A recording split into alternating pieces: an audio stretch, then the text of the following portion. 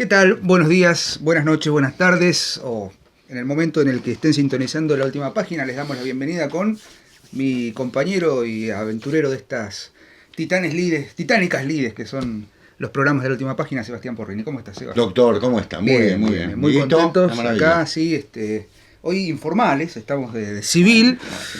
Estamos grabando esto en el inicio de las vacaciones de invierno, así que con suerte saldrá para más adelante. Claro, por ahí sale en septiembre. en primavera, claro. Ya hace calor y estamos de pullover, así que bueno. Les damos la bienvenida, como siempre, a una nueva emisión de la última página. Como siempre les recordamos, por favor, si ven este contenido, les interesa, pueden suscribirse, pueden comentar, pueden compartir.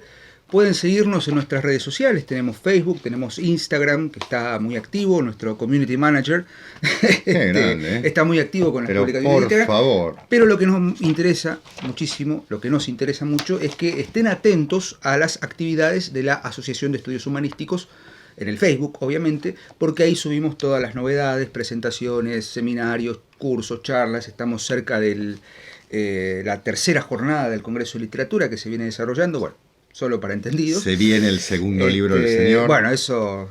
yo lo voy a decir porque él no lo va a decir, como bueno, dice. Estamos trabajando ahí con el bardo de Avon. Así que bueno, próximamente tendremos novedades editoriales gracias a Sofía Casa Editorial. Que agita la lanza. El que agita las lanzas, ¿sí? William que agita las lanzas. Así que bueno, y hoy vamos a ir con un agitador, pero no de lanzas, sino de opiniones, ¿no? Opiniones, ¿sí? De lecturas diversas. ¿Sí? Hoy vamos a dedicar el programa de la última página a Franz Kafka. Nos lo pidieron mucho, digo. Justamente nos lo han pedido, lo debemos, Kafka, y es un autor que genera una enorme cantidad de controversias, sobre todo por la multiplicidad de lecturas que ha producido. Y en el fondo vamos a tratar de entender un poco por qué Kafka, Franz Kafka, nacido en 1883 y fallecido en 1924, Kafka, que tuvo una vida muy particular, ¿no? Tenemos por ahí. Mira. Está por ahí. Ahí atrás, sí, acá está, Franz Kafka, que nos pregunta mucho quiénes son los escritores. Un día tendríamos que hacer, ¿no? Una guía por la biblioteca de Sebastián. Kafka decía, es un escritor cuya vida ha sido marcada fuertemente. A mí lo que me llama la atención siempre es el ámbito burocrático de su vida, ¿no?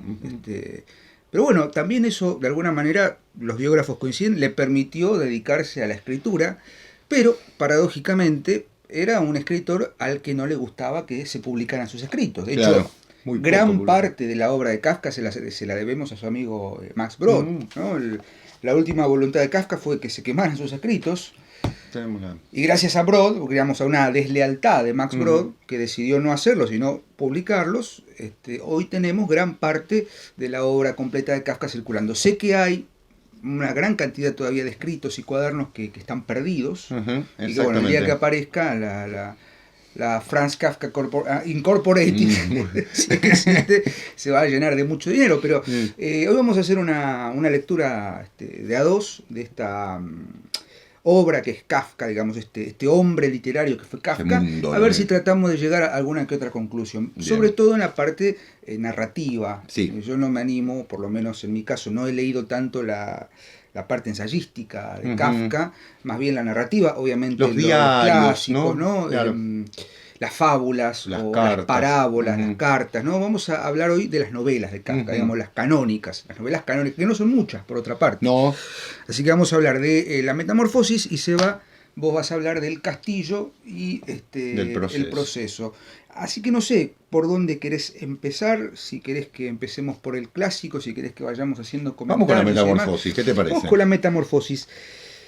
Cuando uno empieza a leer la Metamorfosis, lo primero, o en mi caso, lo primero que surge es lo siguiente. Es una de las novelas, o es uno de los autores que se ha escolarizado hasta el hartazgo, ¿no? Y hay una gran confusión con respecto a qué es la Metamorfosis en cuanto a su género, ¿no? Lo primero que se me ocurre decir es que es una enorme alegoría. Claro, total. Esto a contrapelo de quienes consideran que pertenece al género fantástico. Exactamente. Primera cuestión, es una enorme alegoría. Ahora el tema es alegorizar qué. O es una enorme parábola de qué. Claro. Hay una cuestión con el tema de las parábolas y las alegorías que sería muy interesante que discutiésemos quizás en otro ámbito o en otro programa, pero vos lo decías recién y tomo tu comentario de preproducción. cuando nosotros hablamos de lo simbólico en literatura, hemos dedicado 2 programas el año pasado a lo simbólico y cada tanto hacemos alguna mención al concepto de símbolo, estamos en un terreno determinado. Pero cuando estamos en el terreno de la alegoría, estamos en un problema, porque la alegoría significa justamente una interpretación superpuesta sobre otra. Exacto. Una interpretación que a veces desvía, cuando el símbolo lo que busca es traer para sí. ¿no? Es desviar, pero traer para sí, ¿no? Claro. Symbalein, como siempre menciona Seba. En la alegoría la alegoría queda suelta a la interpretación del lector. Eso es lo que pasa con Kafka. Hay otro autor que habla de las parábolas en Kafka. Una parábola tiene tantas interpretaciones como intérpretes puede haber. Claro. Yo puedo interpretar en la Metamorfosis cómo se sentía el pueblo judío un par de años antes de que fueran, bastantes años más, porque es publicada en 1915, cómo era la sensación de un judío en Europa, en Alemania, que estaba a punto de ser arrasada 15 años después por el nazismo. Eso es una interpretación posible. O pensar de pronto que el hombre alienado en la burocracia diaria se siente un insecto. Claro. Esas son lecturas alegóricas, insuficientes, si se quiere. La Metamorfosis es simple y llanamente una obra literaria de cabo a rabo. O sea, es literatura pura. ¿Y de qué trata la Metamorfosis fundamentalmente? Voy a leer el comienzo porque es, creo, el más citado junto con En un lugar de la Mancha, del cual no me quiero acordar. La Metamorfosis comienza de esta manera. Al despertarse Gregor Samsa una mañana después de un sueño intranquilo, se encontró en su cama transformado en un monstruoso insecto. No es una cucaracha. ¿Viste? No es una cucaracha. No lo dice nunca. Abrimos aquí la zona desmitificaciones literarias. Adán y Eva no mordieron una manzana. Exactamente. En el Quijote nunca se dice ladran Sancho, señal que cabalgamos. Y Sherlock Holmes jamás dice en ninguna parte elemental mi querido Watson. Y Frankenstein es el nombre de Víctor, el doctor que crea la criatura, no del monstruo. Cerramos el espacio. Todo. Y sí, el imaginario popular ha hecho. Digo, cuando Gregor Samsa se despierta por la mañana convertido en un monstruoso insecto, estamos en un terreno absolutamente extraño. ¿Por qué digo que es un texto literario de cabo a rabo? Siguiendo la lógica propia del formalismo ruso, del concepto de extrañamiento. La literatura tiene que generar ese espacio de extrañamiento. Y sigo una lógica que planteaba Samantha Schweblin. Si recordás, nosotros hemos dedicado un programa a ella, pero Samantha Schweblin decía en una entrevista que le hicimos allá por el 2009, creo. Exacto. Lo más importante de un relato, sobre todo en el siglo XX, es el inicio, es la primera oración. Si la primera oración genera esa dislocación del lector, por parte del lector, ya estamos en un terreno sólido. Y Kafka genera en la Metamorfosis esta dislocación, este corrimiento del espacio de la normalidad. Exacto.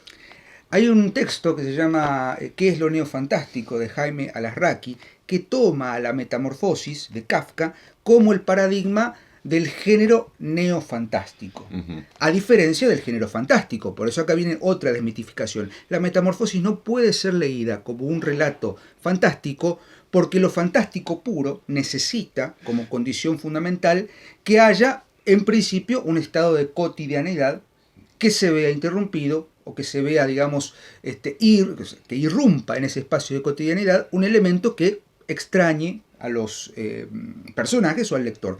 Acá, en la Metamorfosis, tenemos la historia de un empleado, que ya no recuerdo, un empleado de una oficina de correos, creo que un viajante. Un viajante. Que una mañana, después de un sueño intranquilo, no es inocente ese dato, despierta convertido en un horroroso insecto.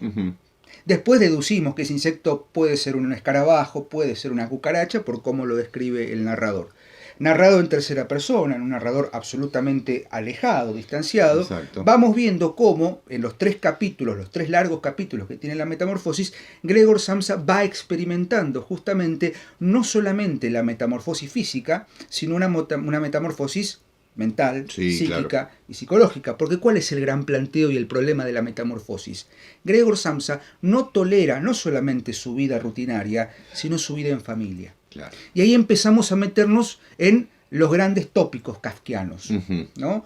la alienación, por supuesto, tenemos el uso de alegorías para representar o para manifestar el sentimiento del hombre oprimido ante las instituciones, y acá la gran institución que oprime a Samsa es la familia. Claro, el padre, fundamental. Paradójicamente, la metamorfosis de Gregor Samsa no se completa sino hasta la segunda parte de la novela, Exacto. o de la novela. ¿Por qué? Porque es cuando se da cuenta que su hermana lo reconoce como un monstruo. Claro. El narrador de la novela... El único ser que lo toleraba, por otra parte. Da por sentado que todos naturalizan el estado de insecto de Gregor, hasta que él intenta hablar. Y sale una voz chillona, un chillido y casi imperceptible, porque claro, no tiene cuerdas vocales, claro. Es un insecto.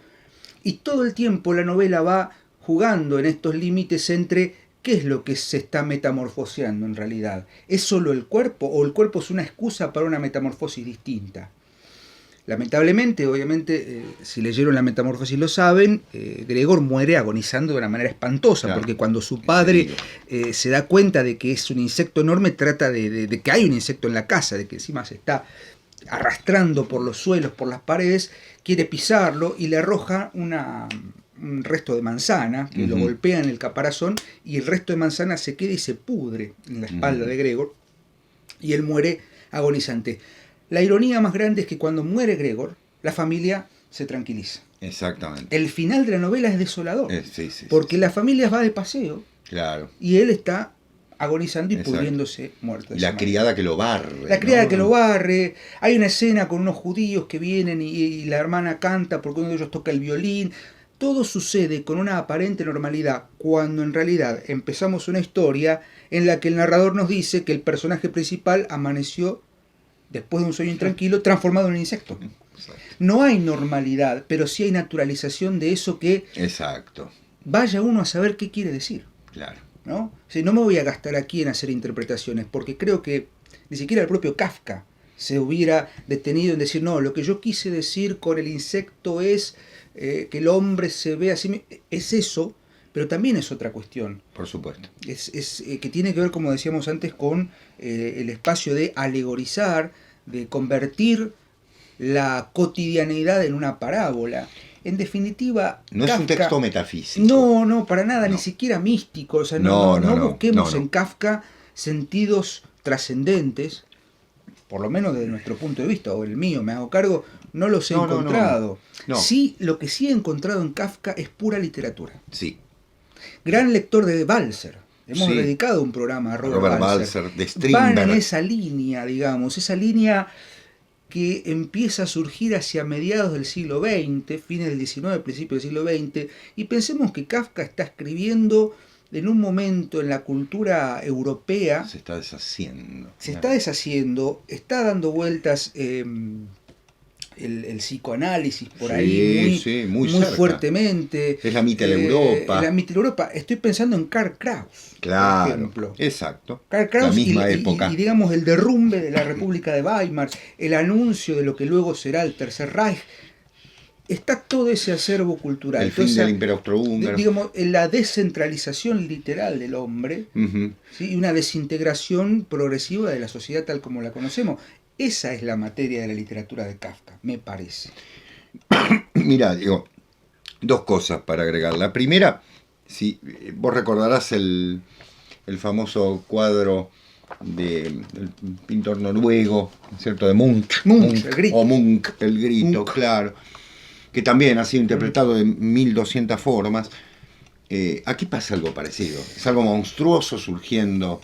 Es eso, en medio de una sociedad. Más lo monstruoso como tal, lo monstruoso en tanto mostrar. Claro, claro. Mostrarse como algo... ¿Cómo se considera? Algo que nos deja sin palabras. Sí, ¿no? exactamente. Lo terrorífico. Bueno, de hecho vos tenés una edición que, fíjate, tiene en la tapa un cuadro de Munch, ¿no? Sí. Y por otra parte... el expresionismo, ¿no? El expresionismo. Al que Kafka le debe muchísimo, ¿no? Sobre todo en algunos de los relatos, Un artista del hambre, el de la penitenciaría. América. Claro, que tienen una gran... Un médico rural, claro. Es la antología de sus cuentos fantásticos, o como él dice, unas pesadillas. Exactamente, donde hay una mayor presencia del expresionismo en este sentido. Creo que la metamorfosis está dentro de ese campo, ¿no? Y en el otro sentido, para nombrar la metamorfosis también, una novela en la que son importantes las puertas. Sí, lo que se abre y se cierra. Exacto. Sobre todo... ¿Qué queda detrás de la puerta? ¿Qué hay de este todo lado de la puerta? todo el primer capítulo, que es desesperante. Yo he intentado leerlo con alumnos de secundario y he fracasado. Debo de confesar, o sea, no todos son éxitos en nuestro haber. Digo, no, como profesores decidimos a veces, bueno, un año me ha tocado trabajarlo con chicos de cuarto año. Y claro, uno traslada la búsqueda de ciertas impresiones como lector en sus alumnos y fracasa. Totalmente. Porque pensemos que es un texto de 1915. Sí. Con una morosidad narrativa. Sí, particular, con una densidad. Tiene una prosa impecable, Kafka. No, por supuesto. Escribía en alemán. Él había nacido en Praga, pero prácticamente toda su obra la escribió en alemán. Sí. O sea, por eso se lo cataloga como parte de la literatura alemana. Exactamente. En la historia de la literatura alemana está Kafka, ¿no? Dentro de nombrado como un escritor alemán, o por lo menos germano parlante, ¿no? Los otros textos, que decíamos, si te parece, el Castillo y el Proceso, vamos a hablar de los dos a la vez. ¿Y por qué voy a hablar de los dos a la vez? Tal vez porque hay una serie de puntos en común. El primer punto en común que hay es que ambas están inconclusas. Y lo que dice Max Brod, justamente en una de las cartas, justificando la edición, porque Kafka le pide que no lo publique, y después de muerto él decide que sí, es que las novelas están inconclusas, pero que no pueden concluirse. Es decir, no hay forma de concluirlas. Es una especie de Venus de Milo al que le faltan los brazos, se lo han querido poner y quedan espantosos. Es decir, parece que ya nació trunco, ¿no? Parece que son dos historias que nacieron truncas. Vamos a ver qué es esto del Castillo y del Proceso. ¿Qué tienen en común aparte de eso? Bueno, fundamentalmente que ambas jamás explican la causa y jamás explican la condena. Porque en ambos casos, en el Proceso queda claro que es un proceso judicial, ¿no? Pero en el caso del Castillo no es así tan directamente la relación. En ambos casos son personas postergadas. En el Castillo es K y en el Proceso es Joseph K, que de alguna manera es ni más ni menos que un alter ego de Kafka, ¿no? Si queremos leerlo así a primera vista. ¿Qué ocurre con esto? Que ambas novelas, evidentemente, en el Proceso, Joseph K. es procesado, no sabemos por qué, no sabemos, nunca llega al máximo tribunal, está viviendo años en una instancia de injusticia constantes que recuerda su cuento Ante la Ley, te acordarás, ¿no? Otro de los cuentos en los cuales él hablaba del mismo proceso. Y que de alguna manera es un procesamiento de la humanidad, ¿no? Es decir, por eso lo que bien decía Diego, lo alegórico, es decir, es claro que cualquiera de los seres humanos, en medio de ese sistema ligado a un dominio total del ser humano, bueno, evidentemente puede ser procesado por X causa sin saberlo, y nunca se resuelve el caso. Cada vez va peor, por supuesto, pero no sabemos a dónde. Y en el caso del Castillo, K, el señor K, llega a una aldea que pertenece a un castillo, el texto comienza con una enorme nevada, no se ve nada, es de noche, y lo que resalta fundamentalmente es que este hombre viene a cumplir una función laboral a la que nunca llega, porque llega como agrimensor, ¿no? Pero por otra parte, tener en cuenta que llega a una aldea en la que va a pasar muchísimo tiempo y en la que se va incorporando a una sociedad de, digamos así, de marginales, ¿no? En muchos sentidos, de funcionarios de cuarta categoría, que se mezclan con los de primera, que trabajan en un castillo que está allí arriba y que es como un símbolo, digamos una alegoría, mejor dicho, del poder, en la que nunca se termina de incorporar, a la que nunca se termina de incorporar y a la que por otra parte está constantemente el tema de las dos novelas, la espera, una espera que lo va matando de a poco, que lo va convirtiendo en una especie de engranaje en pro de una justicia que no llega nunca. Yo quiero recordar que es interesante en este sentido lo que escribe Roberto Calazo en su libro K. K, la letra nada más, por favor, no K, porque tiene otro libro que se llama K, que no tiene K-A, claro, que no tiene nada que ver con este, sino que trabaja con el tema de la tradición hindú. El libro letra K, ¿no? Este que tengo en mano. K punto. K punto, exactamente, punto. Es ni más ni menos que un enorme ensayo en el que Roberto Calasso va desarrollando una serie de ideas en relación con la lectura. Ahora, un paréntesis, ¿no? Qué seguridad la de Calasso, ¿no? Que aparte de ser nuestro padrino, de la última página, nombra 2 libros con un sonido fonemático igual y está seguro de que nadie lo va a confundir, ¿no? Yo recuerdo que cuando lo fui a comprar, digo, necesito K de Calasso, y el librero muy inteligentemente me dice cuál de los dos, claro. Le digo, mira, dame el que tiene A primero, ¿no? Después el otro. En este caso dice, mira la frase, sería una torpeza hablar de símbolos en Kafka, porque Kafka vivía todo como un símbolo. No porque los hubiera decidido así, sino por una condena. Los símbolos pertenecen a cada percepción suya, de la misma forma en que la liquidez pertenece a la percepción del agua.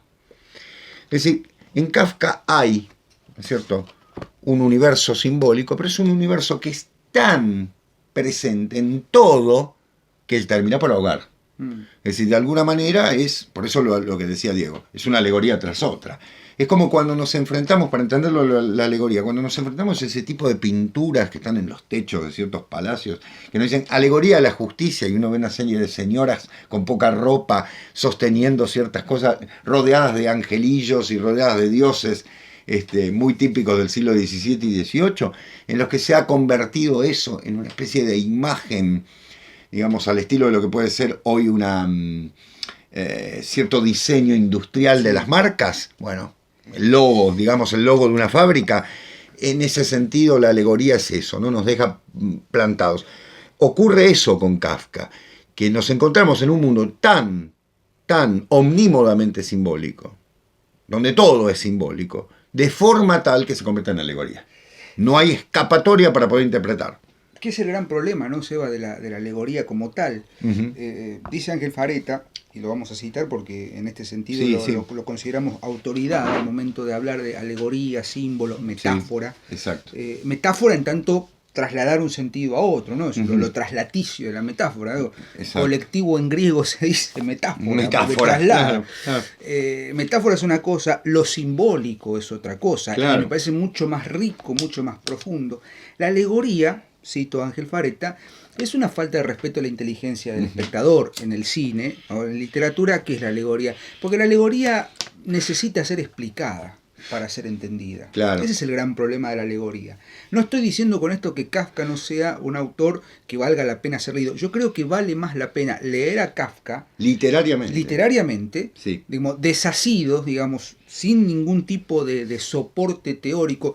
Yo he leído, y esto lo hemos dicho en el último programa dedicado a Dante, esta cuestión de sobreinterpretar los textos, ¿no? La sobrelectura de los textos. Exactamente. El gran problema de la lectura de literatura de los últimos 50 años, me parece, es tratar de ceñir todo a una escuela o a alguna teoría literaria en boga, o que el modelo encaje. Y Kafka está todo el tiempo desarmándose de esa cuestión. Creo que por eso no quería publicar. Bajo, creo yo, el riesgo o el temor de que su obra sea catalogada, tal como ha intentado ser catalogada desde que salió a la luz, en una escuela, como bien decís Seba, en alguna teoría, en alguna corriente, en algún movimiento. ¿Es expresionismo Kafka? Y ponele que por momentos sí. ¿Es existencialismo o preexistencialismo? Bueno. Y qué sé yo, vos hablabas recién del proceso y pensaba, por ejemplo, en el personaje de Camus sí, muy bien. Correcto, el extranjero. El extranjero, ¿no? Que empieza también con una cuestión de, él está enjuiciado, obviamente, porque mató. Hoy se mamá. Claro, o sea, hoy ha muerto mamá. Hoy ha muerto mamá. Y esa cuestión así medio reconcentrada, no me acuerdo el nombre ahora del personaje de la... no importa. Me acuerdo de Marie la que la ama, el argelino. Exactamente. Pero digo, vuelvo a esto, ¿no? Es existencialismo, es expresionismo, es todo eso y mucho más, ¿no? Porque en definitiva uno puede leerlo desde muchas, quizás demasiadas escuelas, demasiadas miradas, pero lo que importa es que en Kafka vamos a encontrar, así como en Balzer, cuando le dedicamos el programa a Robert Balzer, si pueden, véanlo, porque sería interesante recuperar algunas cuestiones que dijimos ahí, sobre todo en Chekhov Yakov von Gunther. Esta cuestión del Instituto Benjamenta, ¿no? De liberar quién sabe qué, todo el tiempo es una búsqueda, una espera, pero en definitiva una espera que lleva a la nada, es un proceso que lleva a la nada, es un castillo que encierra la nada. Claro. Cuando Samsa logra salir, se da cuenta que no hay nada, que él es un insecto y nada más. Exactamente. Es decir, Kafka ha sabido poner en palabras la condición humana. El Nil del siglo XX también. Ya ¿no? sea... hay algo con la literatura alemana, ¿no? que sería interesante retomar. Pienso también... Es esa literatura del centro de Europa. Salvando todas las distancias, en Thomas Mann. Bueno. Claro. En ese monstruo que es la montaña mágica. La montaña mágica. ¿No? Que le debemos un programa. Digo, esa cuestión donde está, obviamente, el encierro, la angustia, la posibilidad de todo un mundo en un encierro. Sí. Está todo el mundo encerrado, condensado ahí. Claro. Kafka lo ha hecho con belleza en algunas alegorías, en algunas parábolas, pero también con la oscuridad, la opresión y la angustia propia de la condición humana. Sin duda. Digo, eso es Sin Kafka. duda. Kafka, citando a Borges... Es una minoría, no olvidemos eso. Por supuesto. Es una minoría, porque él pertenece a una minoría judía en Praga con todo lo que eso significaba. Sí, y habla alemán. Claro, no habla checo, alemán. no escribe en checo. Habla alemán y escribe en alemán porque es la lengua yo creo de que pertenencia. Exacto, y aparte es la idea de meterse en otro gueto, ¿no es cierto? Es un gueto tras un gueto. Es una enorme búsqueda Kafka. Una búsqueda que Totalmente. A veces nos encierra en los pasillos de un castillo, a veces nos encierra en una habitación y a veces nos exhorta a buscar esas puertas propias de la metamorfosis. Exactamente. De todas maneras, yo creo que si leen Kafka no se van a decepcionar. No, y van a encontrar literatura. Sin duda. Desháganse de todas las lecturas. Exactamente. Uno debe leerlo. Es verdad que, como dice Borges, tengo acá Kafka y sus precursores. Obviamente, no lo mencionamos, pero sí, claro. Vale. En el que Borges hace una serie de... A mí me parece que el texto es enormemente irónico de Borges. Sí. Lo decíamos recién, no lo conversábamos, pero... En el que Borges dice que existen una serie de precursores de Kafka que son fundamentalmente un escritor chino, sí. ¿no? Yo dudo que lo haya leído, ¿no? En este sentido, de la Anthologie raisonnée de la literature chinoise, ¿no? De Margulis, y la parábola de Zenón, ¿no? Es decir, esta idea de que para recorrer de A a B, primero hay que recorrer de A a C, de ahí de A a D, es decir, esto que nunca se llega, que me parece interesante, pero... Recordar que uno de los antecesores que nombra es Kierkegaard. ¿Por qué? Porque dice, como Kafka abundó en parábolas religiosas de tema contemporáneo y burgués. Es decir, yo creo que eso es lo que ha sabido leer Borges en este texto que es enormemente irónico, que hay en Kafka un sentido bien de la parábola, del uso de la parábola, en relación con la tradición religiosa, pero... quitando toda metafísica para convertirla en una parábola del mundo burgués al cual pertenece. En ese sentido, por eso decíamos, no es simbólico. Y Calazo también justificaba esto diciendo, es todo símbolo, por ende es todo parábola, ¿sí? Es todo alegoría, como bien decía Diego. Con lo cual, la lectura recomendable es la literaria. Es decir, entrar en ese mundo que puede parecer pétreo por momentos, frío, alejado de cierta... Leamos a Sartre en código político, ideológico, digamos, porque Sartre sí tenía un proyecto de intervención social y del escritor. Sí, como novelista igual. Digo, ¿no? Obviamente. Son tratados de filosofía como novelista es un gran filósofo, claro, Sartre, ¿no? Claro. Me recuerdo La náusea, ¿no? Claro. Las palabras, qué sé claro, yo. exacto. Las obras de teatro son imposibles, pero igual Camus también. Albert Camus, pero digo, Kafka hay otra cuestión. Recordemos que biográficamente él fue abogado, doctor en leyes. Exacto. Y trabajó en el Instituto del Seguro. Claro, trabajó en una compañía de seguro, o sea, no así Pessoa, ¿no? Pessoa Pessoa es otro cantar, ¿no? No, con Pessoa esa vida burocrática, esa vida me imagino de máquinas de escribir y totalmente. No podía, está la oficina, no podía resultar de otra manera que no fuera este tipo de literatura de encierro. Exactamente. Literatura de opresión, si se me permite el término. Sí. Y es una literatura que busca la puerta de salida. Totalmente. Busca salir del Fíjate, proceso. Diego, que las descripciones de Kafka del mundo son enormemente pobres. Son ámbitos Sí. que podrían ser desérticos. Totalmente. Porque es una parábola. Eso. No importa el lugar. Es Siempre como, es lo dijimos en el programa Dino Buzzati, también véanlo de nuevo porque el desierto de los queremos tártaros. que crezca Buzzati, el desierto de los tártaros. Ujú. Vos hablabas de las novelas de espera, ¿no? Ujú. Así que bueno, vamos con Kafka. Les proponemos que lean Kafka en esta línea, que no lo lean buscando, no sé, un exponente del realismo o del género fantástico. Léanlo por el solo hecho de que es uno de los grandes escritores del siglo XX y hay obras rescatables en Kafka, Sí, muy sí, rescatables, sí, sí. muy interesantes y que bueno, por lo menos nos permiten encontrar algo distinto. Totalmente. Algo distinto. Y bueno, Seba, Con, creo con que... ciertas, hay que entender que de por sí la historia no va a terminar, ¿no? No, Bueno, no, no. en la metamorfosis sí, pero en el castillo, en el Por eso proceso retomo, no. la idea del encierro y la búsqueda de una salida. Sí, sí, sí. Eso Son es Kafka, procesos. y es mucho más, Sí, seguramente. sí. Así que queda librado a su lectura, compañeros. Y Seba, nosotros seguiremos leyendo, pero en otra línea. Muy Así bien. que nos veremos nuevamente el lunes que viene, cuando se encienda la cámara y estemos aquí grabando Exactamente. una nueva emisión de La Última Página. Gracias, como siempre. Suscríbanse, síganos en Instagram, en Facebook. Y Seba, un placer. como Un placer, siempre. gracias. Nos Digo, vemos lo la mismo, semana que lo viene. mismo. Adiós, hasta luego. Adiós, gracias.